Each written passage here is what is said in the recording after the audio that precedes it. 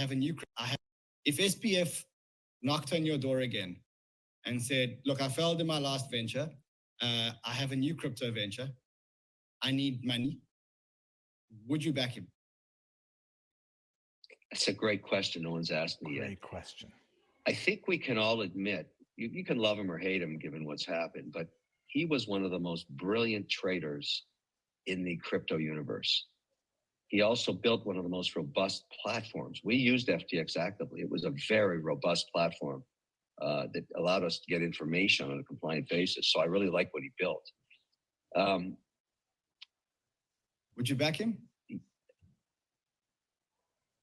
The answer would be yes. If SPF, I'm going to tell you this. So I think if the audio's low on that, it's because of the audio. I've got to give a full disclaimer. I haven't seen the context in which the broader discussion was occurring. It's entirely conceivable this is so out of context that the words I heard coming out of Kevin O'Leary's mouth are otherwise explainable. It's possible it's a deep fake. I'm not quite certain who this individual is. Someone sent me this very recently. Mr. Lee Jr. looks legit. The audio and the video looks a little too high quality to be deep fake. Knocked on your door again and said, "Look, I failed in my last venture. I have a new crypto venture. I need money." Would you back him? Great question. It's a great question. No one's asked me yet. By the way, this is buttering up the individual. Great. You're so smart. That's I would have never thought to ask that question under such circumstances, possibly because nobody in their right mind would think it is a great question to ask in the broader context of what we've just witnessed over the last week and a half. I think we can all admit, you can love him or hate him given what's happened, but I think there's only one, maybe two sets of people who love him. The Democrat Party, from whom who were gifted tens of millions of dollars, if not hundreds of millions of dollars. Some political groups, some researchers who were gifted tens of millions of dollars of FTX Foundation monies to conduct research, to fund COVID research. There's a few people who are very happy and love him a lot. They got a blank check, their money cashed, and they're well on their way. I think a great many other people probably hate him, and rightfully so. He was one of the most brilliant traders in the crypto universe. He also built one of the most robust platforms. We used FTX actively. It was a very robust platform that allowed us to get information on a compliant basis. So I really like what he built. Would you back him? The answer would be yes. I'll need to know if there's more context to that. I would love to have Kevin O'Leary on. I doubt he would. It's a funny thing. He'd never come. He would never agree to it. I wouldn't be mean. I would not be mean, disrespectful, or berate anybody, call them names. I would just ask him very, very uncomfortable questions that I'm certain he would not like to be asked, such as, would you back him? When he's paying me, I'm not backing him. He's backing me. That's how it works. Would I vouch for him? If he pays me enough, if he backs me enough, I will vouch for him like I did the last time.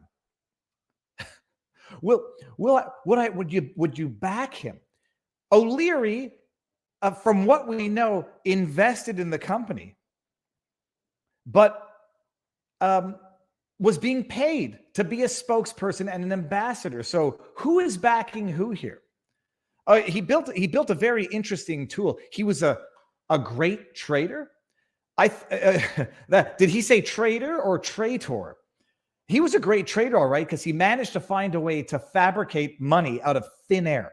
He came up with a Ponzi scheme that worked well enough in the interim for whatever the reason. I am now, by the way, I did a live stream earlier today, locals exclusive, vivabarneslaw.locals.com.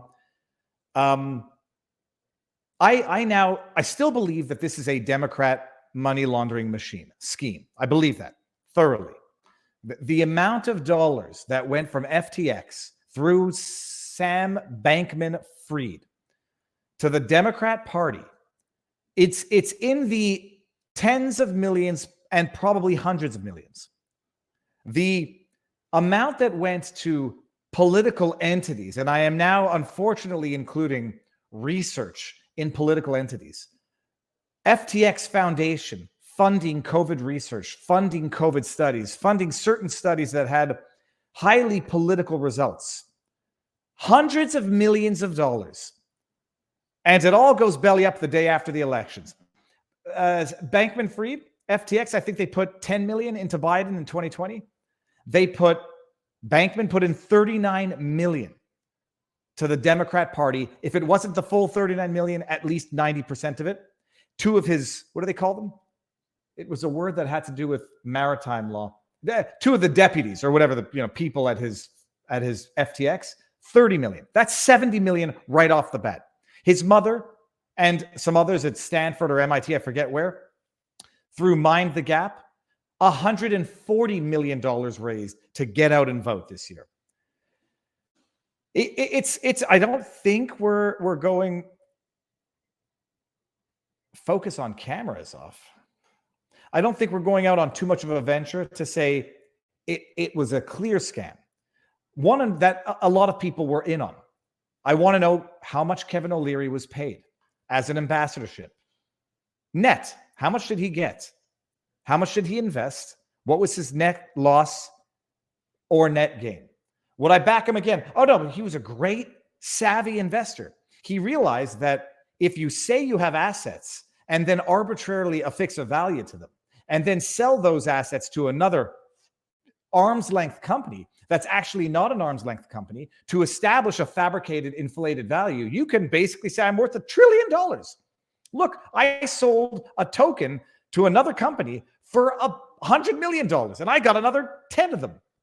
Oh, that other company I'm related to. And then, yeah, he's a great savvy trader in that he figured out a scheme that, like all children, eventually find out you're not that smart. And how did you ever think that this was going to work? My running theory now, by the way, just to finish that thought, he's a patsy. I've watched enough interviews with him. I've seen enough of his general demeanor. I'm not sure that he's all there mentally, and I say that with full respect to all people on the spectrum of what it is to be a human. He's clearly not all there. I think he's a patsy or a fall guy for what was, on its face, seemingly a vehicle through which to dupe retail investors into parting with their hard-earned cash. Pension funders in Canada investing in this. The retail folk, I'm not blurry. Am I blurry? Okay, put this off. I'm not blurry because I can read I'm in focus. He's a fall guy for a broader scheme, and the full extent of that broader scheme, I don't know, but that's my prediction. That's my take right now. Okay. Sure, he's a victim, right? I don't think he's a victim. I think he was a useful tool for this. I mean, he's going to get the punishment, but a lot of other people are going to have made off like freaking bandits. Hundreds of millions of dollars to political and politicized philanthropic entities. Maybe this guy was actually lacking enough intellectually to think that he was actually going to become the next philanthropic billionaire. And the rug has been pulled out, but hard. But Kevin O'Leary, paid ambassador to FTX, paid spokesperson, he'll back him again because he liked the fact that he built a functional exchange. I mean, I'm no genius, but I could probably find people to do that. But this also highlights a very serious problem of a very material conflict of interest. O'Leary's sort of upfront about it, in his interviews. He's like, I'm ethically bound to tell you that I'm a paid spokesperson for this company, but I'm invested in it. And SBF's parents are fancy Stanford, MIT professors, tax attorneys. If anybody can set this up regulatorily wise, to ensure that it's legit, it's his parents.